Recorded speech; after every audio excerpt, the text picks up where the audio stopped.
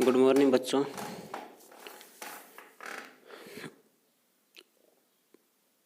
भाग 5वां है अपने प्रथम पाठ का। जो भाग 4 था वो स्पष्ट दिखाई नहीं दे रहा है, तो वो भाग 4 में दोबारा करवा दूंगा। एक वीडियो और बना दें भाग 4 का, और वीडियो के साथ मैं आपको PDF फाइल भेज दूंगा इस भाग 5 की। यदि वीडियो में साफ दिखाई ना दे तो आप PDF फाइल से लिख सकते हैं, आराम से PDF फाइल में साफ दिखाई दे जाएगा आपको। और भाग 5 के कंप्लीट होते ही अपना जो लेसन है वो कंप्लीट हो जाएगा, तो अपनी कॉपी चेक करवाएं। टॉपिक है अपना अनाज का भंडारण करना। तो इस टॉपिक में किस प्रकार से प्रश्न बन सकते हैं। पहला प्रश्न लिखा हुआ है कि अनाज का भंडारण किस प्रकार किया जाता है। तो उत्तर लिखा हुआ है कि थ्रेसिंग कार्य। थ्रेसिंग का मतलब हम पहले समझ चुके हैं कि दानों को और भूसों को अलग करना थ्रेसिंग होता है। थ्रेसिंग कार्य के बाद किसान अनाज को बोरियों में भरकर घर ले आता है। किसान अनाज को बोरियों में भरकर घर ले आता है। चारा पशुओं को खाने के लिए चारा होता है, उसको पशुओं के खाने के लिए अलग से रख लेता है, इकट्ठा कर लेता है, अलग से चारा होता है उसे। अब घर जो अनाज किसान बोरियों में भरकर लेकर आया है उसका किसान भंडारण करता है, घर पे रखता है उसको, और उसको आवश्यकता अनुसार घर पर रखता है। बाकी जो बच जाता है उस अनाज को किसान मंडी में बेच कर आता है। घर में रखे अनाज को अनेक उपाय से नमी से, कीट से, सूक्ष्म जीव से सुरक्षित रखता है। यानी अनेक प्रकार के कीट होते हैं वो अनाज को नष्ट कर देते हैं, सूक्ष्म जीव भी होते हैं, तो उनसे सुरक्षित रखने के लिए वो घर पर ऐसे स्थान पर उस अनाज को रखेगा जहाँ पर नमी, कीट या सूक्ष्म जीव ना हो। और कीट सूक्ष्म जीव को बचाने के लिए अन्य उपाय होते हैं वो भी किसान करता है। ये प्रश्न था कि अनाज का भंडारण किस प्रकार किया जाता है। एक बार फिर देख लेते हैं कि किसान थ्रेसिंग के बाद अनाज को घर पे ले आता है, बोरियों में भरकर।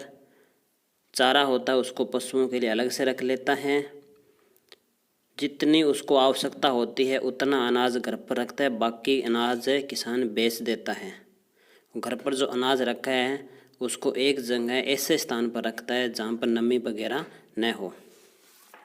दूसरा है साइलो किसे कहते हैं। यानी अधिक अनाज के भंडारण हेतु मंडियों में भंडार गृह बने होते हैं, उन्हें साइलो कहते हैं। किसान अपने अनाज को यदि घर पर उसके स्थान नहीं है और अनाज अधिक है तो मंडियों में भी भंडारित कर सकता है। मंडियों में अनाज के भंडारण करने के लिए बड़े बड़े भंडार गृह बने होते हैं जो विशेष ताप पर बनाए जाते हैं।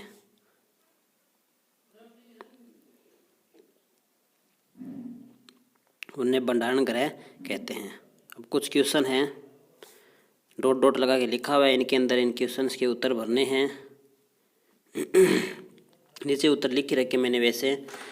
पहला क्वेश्चन है कि एक स्थान पर एक ही प्रकार के बड़ी मात्रा में उगाए गए पौधों को फसल कहते हैं। नीचे ये उत्तर रहा, हम पढ़ के भी आए। फसल वही होती हैं कि एक स्थान पर एक प्रकार के पौधे हम बड़ी मात्रा में लगा दें। दूसरा है फसल उगाने से पहले प्रथम चरण में मिट्टी की क्या होती है, तैयारी होती है, मिट्टी को तैयार किया जाता है।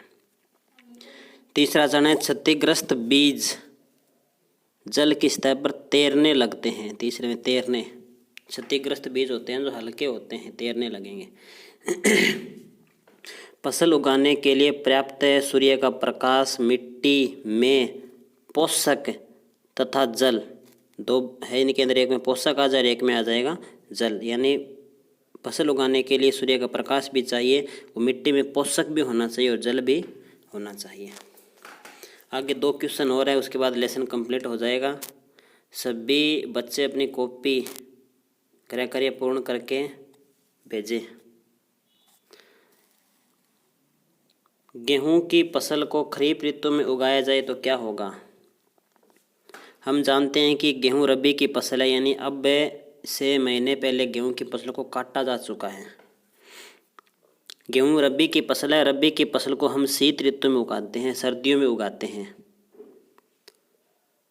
क्वेश्चन ये है कि यदि खरीफ ऋतु में उगाया जाए, यानी गेहूं को अब उगा दिया जाए, अब जो ऋतु चल रही है उसे खरीफ ऋतु कहते हैं या उसे वर्षा ऋतु भी कहते हैं। जो अब ऋतु चल रही है ना उसे खरीफ ऋतु या वर्षा ऋतु कहते हैं। गेहूं की फसल अब नहीं उगाई जाती है, अब तो वो काट ली गई है।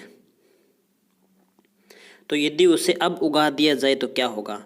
तो अब की ऋतु कौन सी है? वर्षा ऋतु है। वर्षा ऋतु है तो वर्षा अधिक होगी, वर्षा अधिक होगा तो गेहूं की फसल को पानी अधिक मिलेगा, और पानी अधिक मिलने के कारण वो सड़कर खराब हो जाती है, इसलिए फसल बर्बाद हो जाती है। क्योंकि गेहूं शीत ऋतु में उगाई जाती है, यदि उसे अब उगाएं यानी खरीफ में उगाएं यानी वर्षा ऋतु में उगाएं तो वर्षा अधिक होने के कारण उसको पानी अधिक मिलेगा, वो सड़कर खराब हो जाती है। आगे वाला प्रश्न है, खेत में लगातार फसल उगाने से मिट्टी पर क्या प्रभाव पड़ता है? लगातार हम खेत में फसल उगाते ही जा रहे हैं तो मिट्टी पर क्या प्रभाव पड़ता है?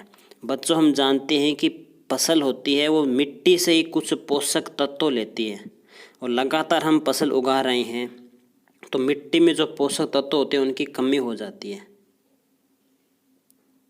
जिससे मिट्टी की जो उपजाऊ क्षमता होती है ना, उत्पादन करने की क्षमता, उसमें कमी आती है। यानी पहली बार हमने फसल उगा दी तो वो मान लेते हैं कि 10 क्विंटल हो जाएगी, उसके बाद उगाएं तो वो 8 क्विंटल हो जाएगी, उसके बाद उगाएं वो 6 क्विंटल हो जाएगी। लगातार उगाते जाएंगे तो ऐसी पोजीशन भी आ सकती है कि वो फसल बहुत कम मात्रा में हो। तो लिखा हुआ क्या वो पढ़ लेते हैं। खेत में लगातार फसल उगाने से कुछ पोषक तत्वों की कमी हो जाती है, इससे मिट्टी की उपजाऊ क्षमता में कमी आती है। यही कारण है कि खेत में लगातार फसल नहीं उगानी चाहिए। इसका एक दूसरा तरीका भी हो सकता है जिसमें हम फसल चक्कर को अपना सकते हैं। यानी एक बार तो हमने गेहूं बो दी तो अगले साल गेहूं वाली ऋतु में हमें गेहूं के अलावा जो सरसों का मौसम होता है सरसों बो सकते हैं। यानी फसल को चक्कर के रूप में बोएं, एक बार गेहूं एक बार सरसों, एक बार गेहूं एक बार सरसों, तो मिट्टी में जो नाइट्रोजन होती है ना उसकी पूर्ति होती रहती है। इस प्रश्न को इस प्रकार से हम समझ सकते हैं कि लगातार एक ही प्रकार की फसल खेत में उगाएंगे तो मिट्टी में कुछ पोषक तत्व होते हैं उनकी कमी हो जाती है, इसलिए फसल को लगातार नहीं उगाना चाहिए।